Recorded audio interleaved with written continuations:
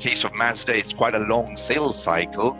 People go onto the website, they look at various different cars, but they're not going to buy straight away. They're going to come back again. How do you personalize the experience cross-channel? How do you then enrich that profile over time with more and more data as they keep coming back and engaging with your digital assets?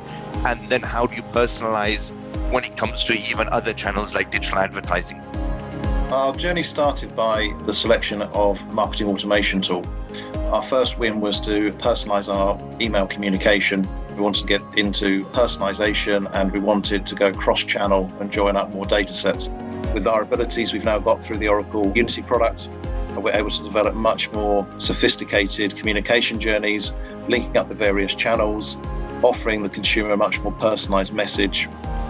We have a use case where we have a personalized web experience when you return to try and nudge you along your purchase journey. By understanding who we're actually communicating with, we've been able to stop spending money targeting consumers that are out of market. If they've just bought a car or just ordered a car, we don't want to spend money targeting them. Instead, we might want to send them a message to keep them excited about their new car that they've ordered. We've got email, display, and web personalization all joined up, and we've got use cases that link up all three of those channels together, plus social media.